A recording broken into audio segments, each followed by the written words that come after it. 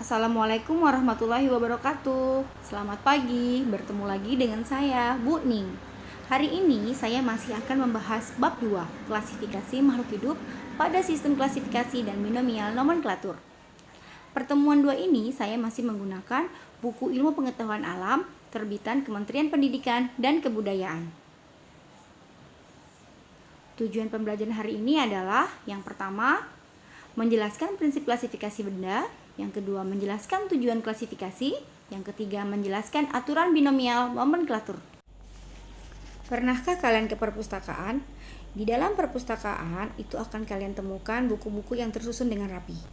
Buku-buku cerita akan berkelompok dengan buku cerita lainnya. Buku-buku pelajaran berkelompok dengan buku-buku pelajaran lainnya, sesuai dengan mata pelajarannya, sesuai juga dengan kelasnya.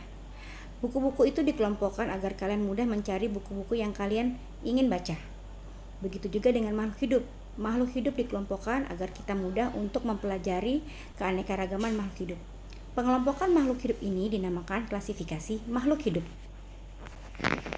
Tujuan klasifikasi makhluk hidup adalah yang pertama, mendeskripsikan ciri-ciri makhluk hidup. Yang kedua, mengelompokkan makhluk hidup berdasarkan ciri-ciri tertentu. Yang ketiga, mengetahui hubungan kekerabatan makhluk hidup. Yang keempat, mengetahui evolusi makhluk hidup atas dasar kekerabatannya. Sekarang saya akan menjelaskan tentang sistem klasifikasi. Ilmu yang mempelajari tentang sistem klasifikasi disebut taksonomi.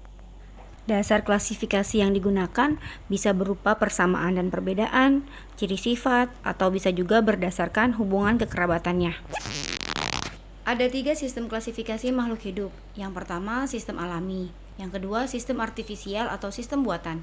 Yang ketiga, sistem filogenetik. Yang pertama, sistem alami. Sistem alami adalah pengelompokan berdasarkan sifat morfologi atau bentuk fisik. Contohnya, hewan berkaki 4, hewan berkaki 2, dan hewan bersayap.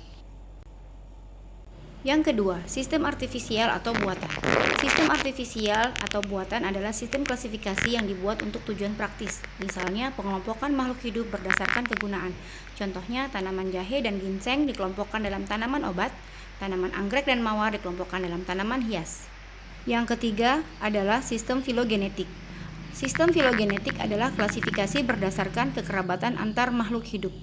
Selanjutnya, aturan tata nama atau binomial nomenklatur. Dengan melakukan klasifikasi makhluk hidup, maka makhluk hidup dikelompokkan dalam suatu kategori tertentu secara bertingkat yang disebut dengan takson. Makin tinggi tingkat taksonnya, maka jumlah anggotanya semakin banyak. Namun, tingkat kekerabatannya semakin sedikit dan persamaan ciri-ciri yang dimiliki antar anggotanya juga semakin sedikit. Perhatikan gambar tingkatan takson berikut ini. Tingkat takson pada hewan terdiri atas kingdom, filum, kelas, ordo, famili, genus, dan spesies. Tingkat takson pada tumbuhan adalah kingdom, divisi, kelas, ordo, famili, genus, dan spesies. Selanjutnya, aturan tata nama makhluk hidup. Yang pertama, terdiri dari 2 kata. Kata pertama menunjukkan genus, kata kedua menunjukkan spesies. Contohnya, kucing, Felis catus. Felis menunjukkan genus, catus menunjukkan spesies. Yang kedua, huruf depan kata pertama menggunakan huruf kapital. Huruf depan kata kedua menggunakan huruf kecil. Contohnya Oryza sativa. Yang ketiga, untuk penulisannya, jika ditulis tangan harus digaris bawah. Jika diketik harus dicetak miring atau tebal. Menurut binomial nomenklatur, nama penemu suatu spesies dituliskan di belakang nama spesies. Bisa ditulis huruf depan saja. Contohnya cacing tanah, Lumbricus terrestris L. L adalah singkatan dari nama penemunya, yaitu Linnaeus. Baiklah, sampai di sini video pembelajaran kali ini.